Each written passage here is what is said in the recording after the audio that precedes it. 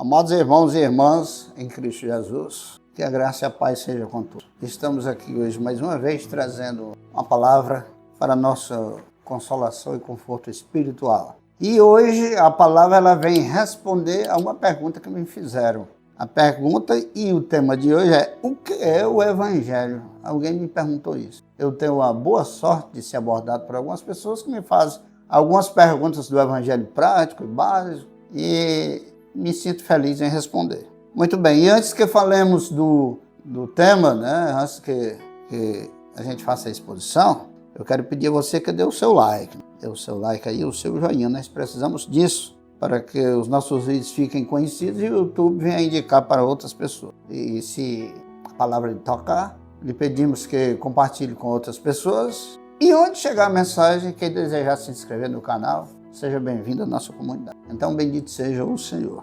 Então, o que é o Evangelho? Olha, o Evangelho, jamais alguém vai conseguir dizer tudo o que significa o Evangelho, porque é algo imensurável, né? Não é alcançado pelo homem, é em plenitude, principalmente em termos de conceitos, né?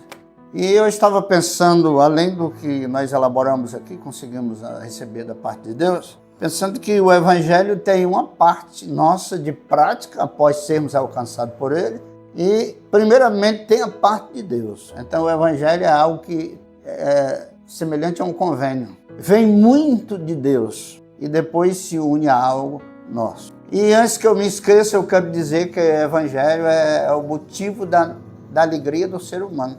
O motivo da alegria. Sem o Evangelho, a humanidade jamais poderia ter alegria, porque ela mergulhou no mar de tristeza desde quando caiu. Tinha um cântico aí da Igreja Católica, do tempo que eu era católico, que dizia assim: vai falar do Evangelho, Jesus Cristo, aleluia.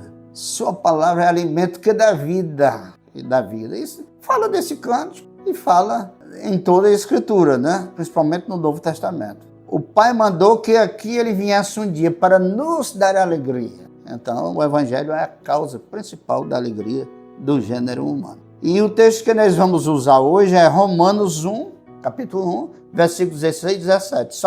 Somente esses dois versículos. Onde diz no versículo 16: porque não me envergonho do Evangelho de Cristo, pois ele é o poder de Deus para a salvação de todo aquele que crê, primeiro do judeu e também do grego. E no versículo 17 diz: porque nele se descobre a justiça de Deus, de fé em fé, como está escrito, mas o justo viverá da fé. Aqui o apóstolo Paulo, como está escrito, ele se referia a Abacuque 2,4, que existem umas 4 passagens da Escritura que o justo viverá da fé. Mas no Antigo Testamento está escrito em Abacuque 2,4.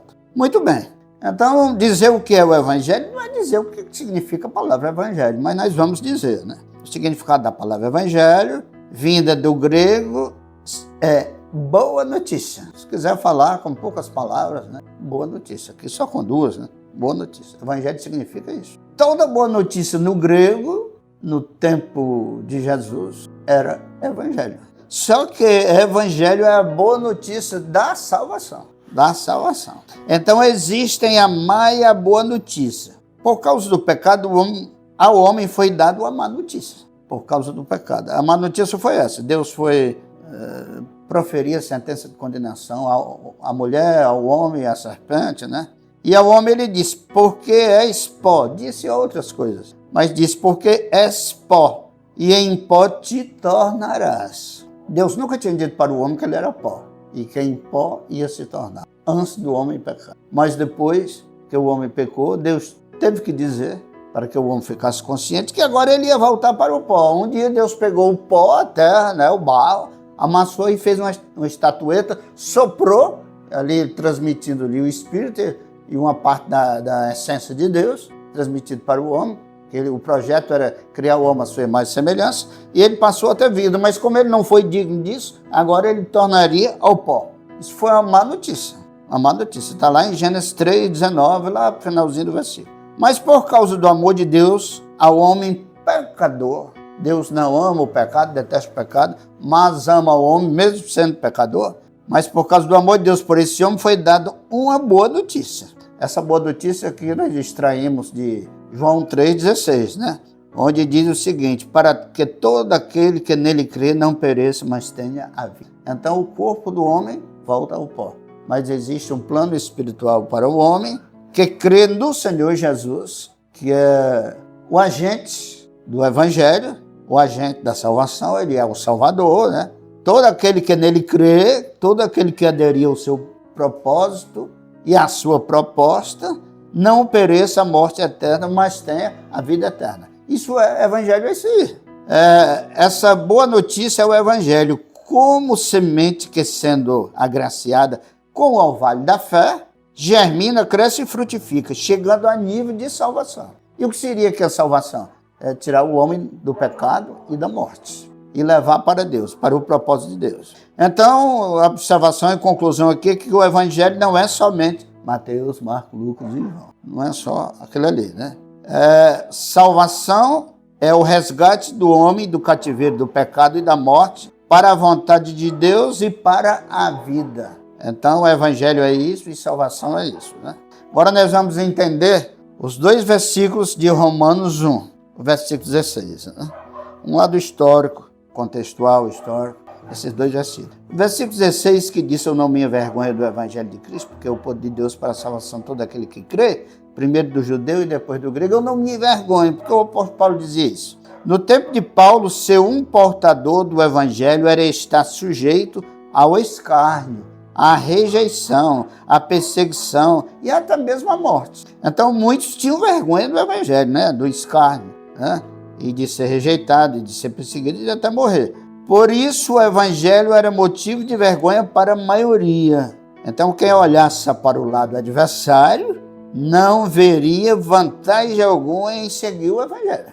Mas o apóstolo Paulo não olhava para o lado adversário. Ele dizia: eu sei em quem crie, eu quem crie. E Paulo, pela fé e por ter sido alcançado por Jesus, ele viu no Evangelho o poder de Deus para a salvação de todo que crê.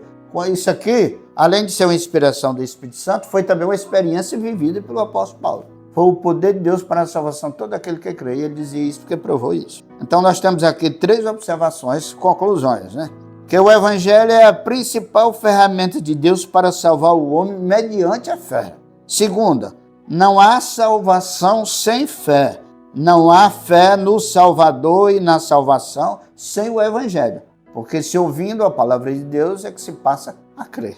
Como diz o apóstolo Paulo também lá em Romanos. E a terceira observação é que o Evangelho está à disposição de todos, viu?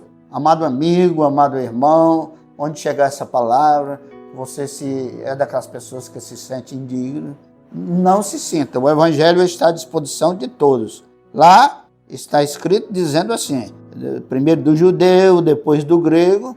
E ali, quando falava do judeu, falava do povo da aliança. Quando se fala do grego, ali está abrangendo também todos os gentios de um modo geral. Então, Jesus Cristo não veio para salvar cristão, nem veio fundar cristianismo. Jesus Cristo veio para salvar e resgatar o gênero humano. Cristão é aqueles que foram alcançados por ele.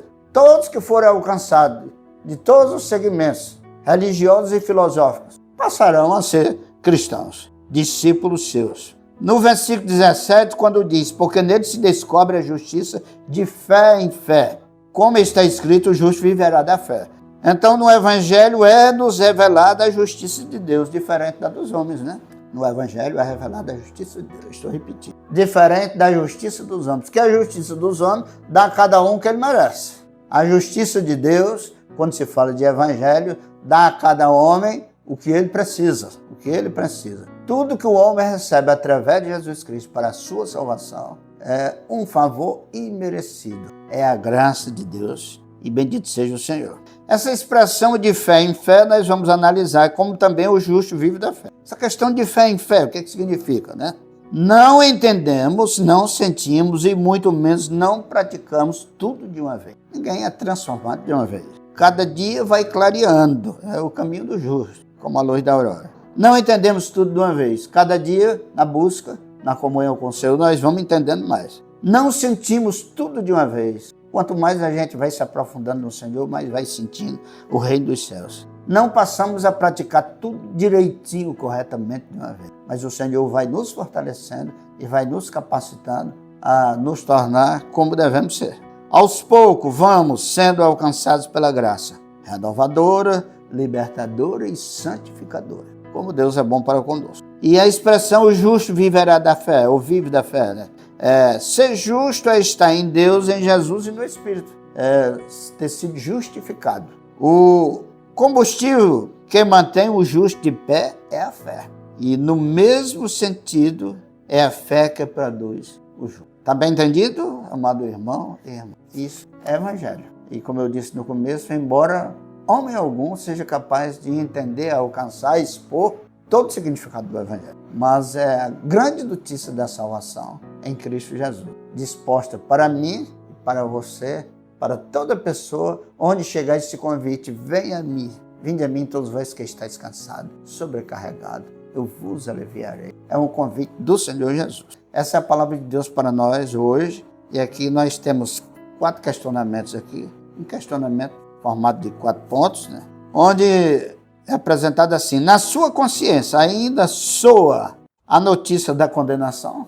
Soa a boa notícia da salvação ou nenhuma das duas? Se a gente não se sente chamado para a salvação e não tem sentimento de culpa, isso é grave, viu? Porque todos nós somos culpados diante de Deus. Mas somos chamados para a salvação e para o perdão. O correto é esse. 2. Você já entendeu que o Evangelho está à sua disposição? Já entendeu isso? Você é um chamado. Que o projeto também ele inclui os planos de Deus, inclusivista, não é exclusivista. Deus não tem a intenção de excluir ninguém. Ele tem a intenção de incluir todo mundo no reino dos céus. Pelo menos na visão arminianista, né? Eu não gosto de falar, nem cabe aqui esses assuntos, mas já que eu falei.